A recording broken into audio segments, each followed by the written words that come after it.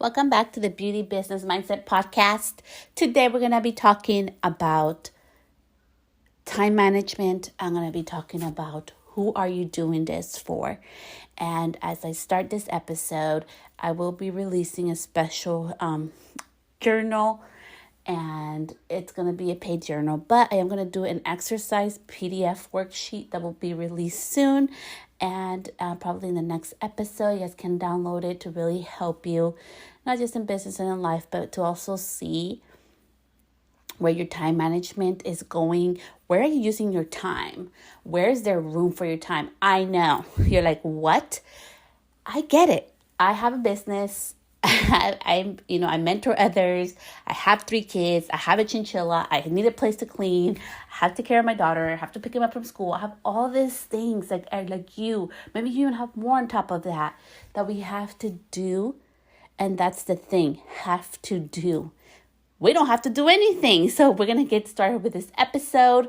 As always, so much gratitude for you. As always, take what resonates with you. The rest leave behind. I do these episodes to help you, one person at a time. That's how we create change. That's how we can help others through our knowledge, through our wisdom, is one person at a time. So let's get to it. So first part, it's going to be a little bit different. Who are you doing this for? And I want to say that because we're going to start with a story about this little girl. So there was once this little girl, and she wanted to change the world. And she was little. She was 6 years old, and she knew she was here for a purpose. But there was this little evil king, and he would always tell, the little girl's mommy, who was the queen, that she wasn't worthy enough. He would always put her down. And this little girl knew when she grew up, she didn't want to be that way. Then as this little girl grew up, she went to school, and people made fun of her because of how she spoke, because she had a lisp. And then she went to high school, and people made fun of her because she was too kind and sweet. There was this other little girl who would pinch her and slap her and push her and was really unkind to her. This little girl sometimes would hide in the bathroom. Then this little girl got to high school, and she decided to break free from it, and she decided to be who she was, and she went against the norm. She hung out with the people she wanted to because they were kind like her, not based on what everybody else or around her, the circle that was socialized, instead was in. She decided to be her own person. She decided to follow what felt right for her, no matter what everybody else said. And she started developing this sense of, I need to be outside the box. This sense of, I need to stick it to them and prove the other people that I can do this. And one day, this little girl woke up. She was a woman, and she saw how much damage she was doing to herself because she was trying to do it for other people. So, who are you doing it for? And this little girl in the story is me. So I am talking about this today from my own personal experiences, not because it's all about me. I just want to give you some context or some insights behind this story. Why I'm sharing this episode is things that I have done in my life that have helped me grow and accomplish things, not based on what the world wants or what the world seeks for validation. Is just based on what makes me happy. There's something that makes you happy, and you are holding yourself back. And one of the biggest things that we use, and I've seen it too also with some of my clients and students, is time. And I also have gone through it, and it has been an evolution of how I see time. And so as we start this journey for you, is who are you doing it for? If you are, whatever goals you have in your life, whatever goals you have for this year, whether monetarily, in business, or in life, who are you doing it for? So if you have already done this, I always tell you guys, I don't believe in this whole new year, new me. You get to start your year. You get to redo your life whenever you want to. There is no set date in my book. So what were your goals for this year? What are your goals for this year? And I would love if you go back after this episode and look at your goals and see who are you doing that for. Because it's so important that we start tapping into, we put ourselves first. And as a culture, we have this thing like give, and help others and put everybody else's needs before your own. And as a mother, you put your kids' needs before your own, and you're supposed to do all the things. And breaking from that can be very hard. But once you start tapping into who you're doing it for, everything changes. So what changed? What helped me to break from who am I doing this for? Number one, I am a person. You are a human. You get to have goals. You get to evolve. You get to be a new version of you. And you have to do it for you, because I feel like we're all humans, right? And we're like a cup, okay? And first, in order, like, so for example, I'm a cup, okay? And you're a person, right? And if I want to give you water, because my cup holds water, right? And I have like a drop of water, I can't help you. I cannot give you any water. I am barely holding on for dear life. So why do we feel that we have to just give to everybody, have no boundaries, allow people to overstep us, and we're this empty cup, and then we're trying to give out what we barely even have? And that's why I have shifted my perspective, and it has really helped me, not just in life and in business, but also with my anxiety. I am not a doctor. I'm not licensed to do this. It's just tools that have helped me to fill my cup first. If I am happier, if I am doing good within myself, I can be a better mother. I can be a better business owner. I can be a better teacher. I can be a better mentor. I can be a better wife. I can be a better human when I go outside and interact with other people. I can be kinder. So, tap into your goals. Tap into what you're doing throughout your day. Who are you doing it for? Okay, now let's get to the time management part of the thing. Okay, so we all have the 24 hours throughout the day. Beyonce,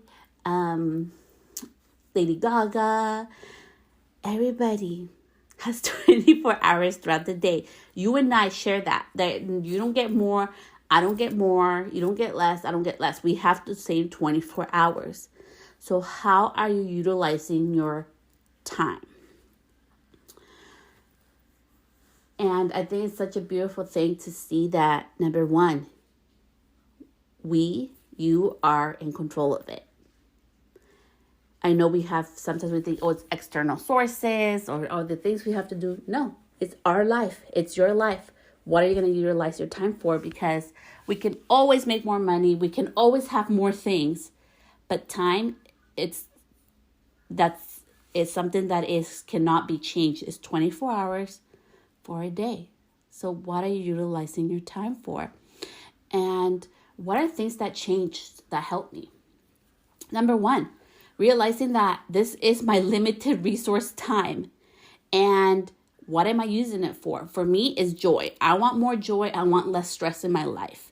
I know this has been a turbulent time for all of us, of different changes and things, but it has been a beautiful time too, because my relationship with time has changed in that I am in control. This is my life. I don't know how long I'll be in this earth, and I get to choose joy. So when I choose my time, activities, are they bringing joy into my life? And so when you're choosing to do things and put things in your calendar, what are you choosing? Are you choosing things that bring you joy? Are you choosing things that are going to bring people that you love joy?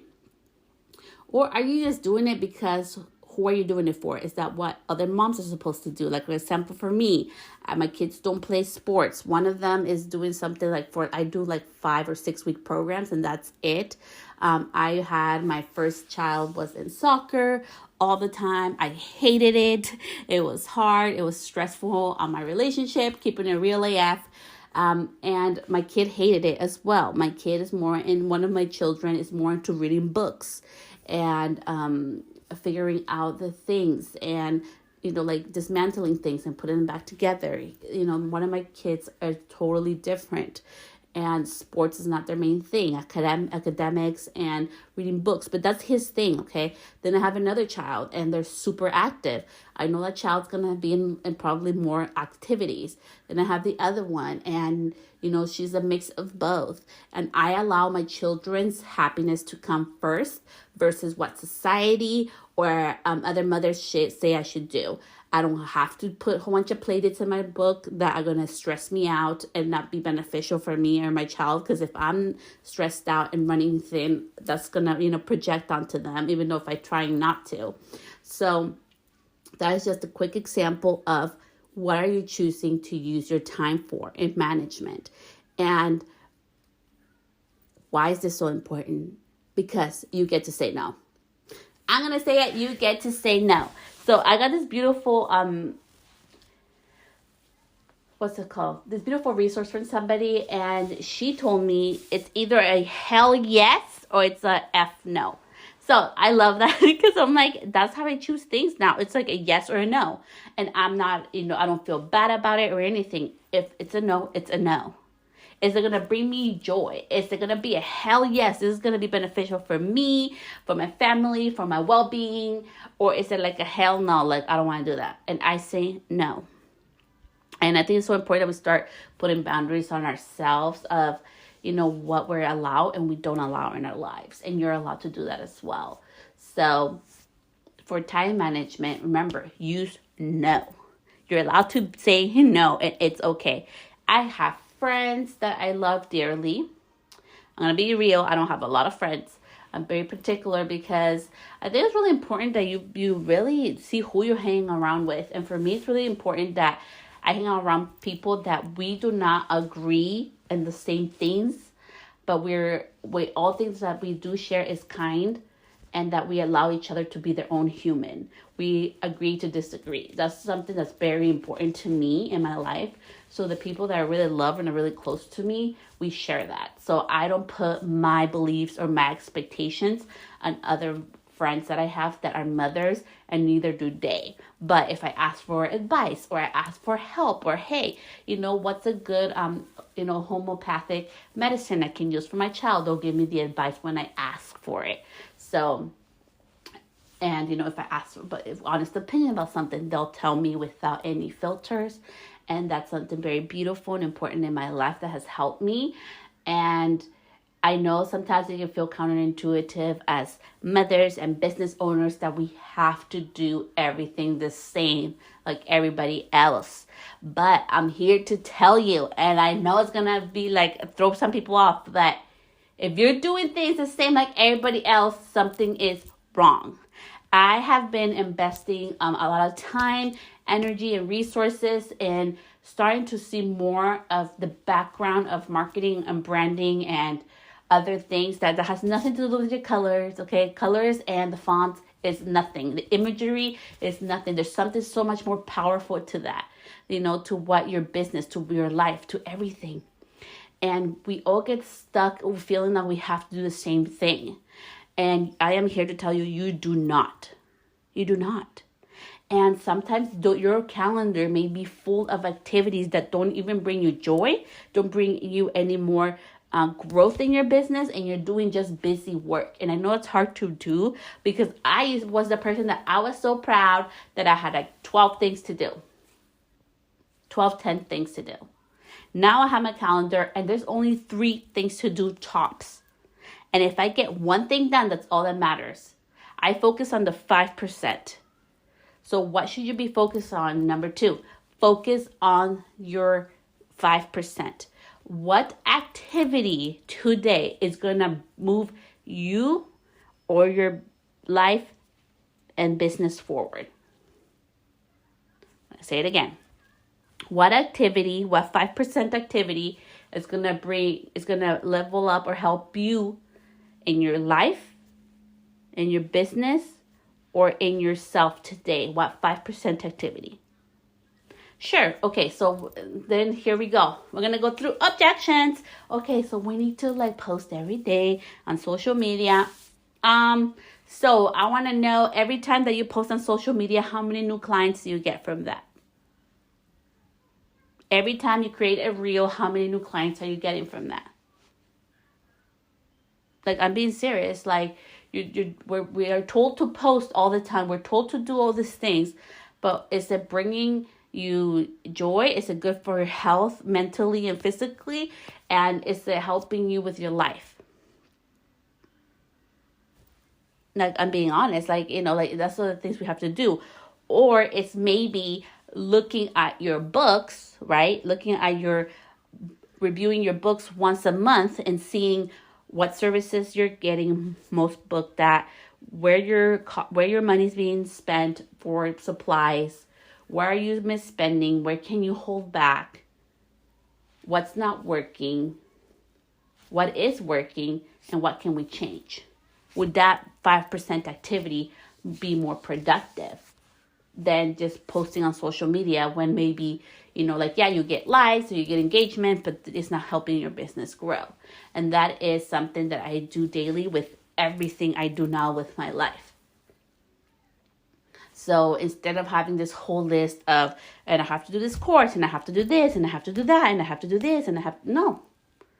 It's just focusing today, what is the 5% that's going to move me forward in my business, life, or, well-being. And that is a beautiful place to be at, because you are being that cup. Remember how we started with the cup? So now when you are doing that 5% that moves you, your business, your life forward, you're filling your cup. Okay, you're adding water to yourself. And what happens when you add so much water to yourself? You start filling it up, and it gets to the half, and it gets 75% full.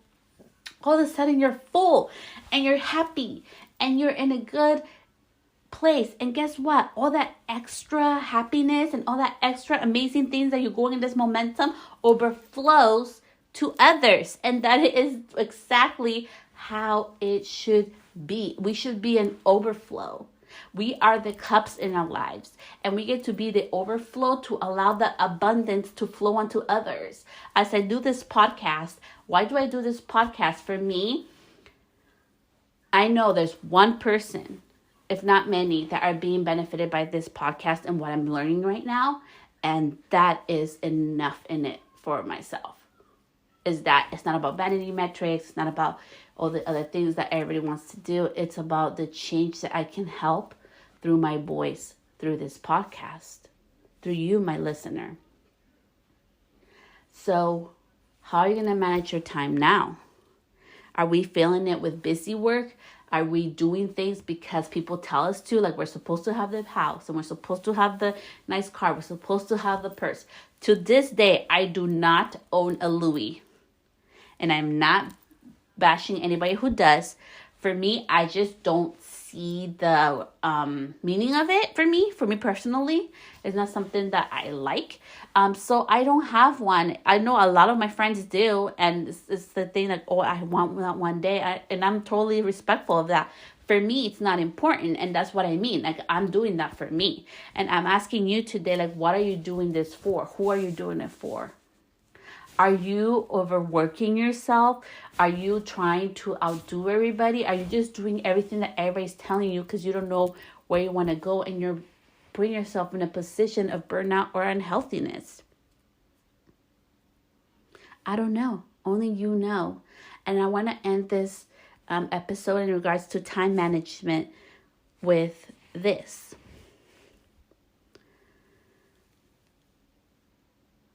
I have been thinking of how can I help you? How can I help others more? Because life happens. And, there's events that happen that, cost things, that we get sad over. Maybe it like affects our health or well-being or our family. And I'm here to tell you that we need to start thinking more about the well-being of us, and that it is our time here on this earth, and it is our time here in our business, in our life, and how are we living it, and who are we doing that for? This beautiful thing happened on Instagram, which I love. I love using myself as an example because, I really like to share how I view things. And so on Instagram, so I had reached over 3,000 followers, right? And I did a 3,000 thing pull up. I was like, thank you and everything. And this year I decided that I wasn't going to just be posting what everybody wants from me, but what's really beneficial to help others move up in like their life and the way they think and evolve like I have, because that's the questions that I get a lot on. And it's beautiful how things like, it's like a shifter, okay? So anytime you change your life, okay, it's like having sand and a little like sifter, and it sifts the people that want to like no longer resonate with it, and then the people that do stay, okay? And for others, it would be like, oh my gosh, but you reached the 3,000 and you lost them all. Like, no, for me, it's not like that. For me, I'm sifting. Like, the people that resonate with this message are the ones that are supposed to be here. The people that resonate with my life and respect my boundaries. The clients that respect my boundaries and resonate with this message and what they're trying to do beyond just business, but actually into changing their life as well. Those are the ones that remain. And I know sometimes we're so scared because it happened to me. I was terrified in the beginning. I'm like, oh my gosh, am I pushing people away? Like, what the heck am I doing? Because I started putting boundaries and I started prioritizing my time. And it was either a heck yes or it was a no. And it started sifting people out of my life. But now there's this beautiful thing where I can be unapologetically me. And I want that for you. I want you to be able to say heck yes to the things that you want to do. Heck yes to more of the clients that you want to be around. Heck yes to more of the services that bring you joy and fulfillment and also bring you in money and the income that you want into your life. And start saying no to the things that no longer work for you. And I know it can be hard and I know it can be counter. It can not hard. Okay, I don't like that word. It's not hard. It can just be different, okay? Because we are so used to, we love repetition. Our brain loves repetition every day. And anytime we change or shift it, right? Anytime we shift and we're like changing things, it can feel like counterintuitive. And then we start doubting ourselves. Am I doing the right thing? But I am here to tell you that it will be the best thing that you do when you start knowing that you are the only one in control of your life and of your time. And it's neither what's good or what's bad. It's either a heck yes or a no. And it has helped me so much to be able to really discern and get more clarity of where I'm going, have more clarity in my business, have more clarity in my life. And with so much noise all the time, you know, from social and everybody telling like the tips, even in this podcast, in regards to time management, I really do, and I hope you do this exercise. I take time every day to just sit in the silence in gratitude. Every morning now, I wake up and it has been so life-changing to be more comfortable and be more relaxed because, you know, I'm an anxious person and I have my days. Okay, we all do. I'm human. I'm imperfect. But it really helps me to not start off by grabbing my phone and looking at my emails. But it really helps by opening my eyes and knowing like, wow, I was able to rest my eyes and I'm able to wake up and take a deep breath and I'm alive. And what am I grateful for at this moment?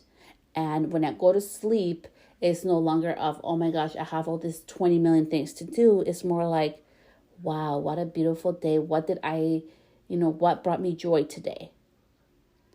I am not a to-do list. You are not a to-do list. Life is supposed to be fun. Life is supposed to be joyful, and we are allowed to have joy.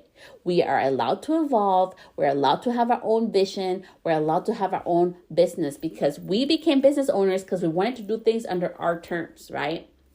We became business owners because we wanted to set up our own times. But why is it that when we become business owners, instead of getting more time, we become employees of our businesses, which means we're working like 24/7 or working those 40 hours a week when really we should be the employer that, you know, like I remember when I used to work, I was like, wow, my employer gets to come in late. And she, gets to work 4 days a week if she wants to. And she gets to go on vacations. And she gets to do all this other stuff, right? And we think that we need to be the boss, or like we have to have everything like everybody else. But we can be our own bosses by deciding to live how we utilize our time in our lives. And one of the biggest things that I had to detach was from our worth is not based on how much we work. Hard work does not mean that you're worth more of your blessings. You can work smarter. You can have systems in place and decide that you have less things in your house, so it's less to clean. And you can decide that you do beauty things to take care of your skin, but maybe you don't do your makeup every day and you still feel beautiful in your own skin and that feels good to you. Or you want to do your full makeup, but faster with taking some shortcuts because that feels beautiful to you. You are in control of it. You do not need to work hard all the time to be worthy of your blessings. And the more that you can sit and be in tune with yourself, the better decisions we can make, because I am not here to make decisions for you. Nobody can make the decisions for us. We need to take control of our own time, and we are the owners of our times. So much love, and I will see you back here next week.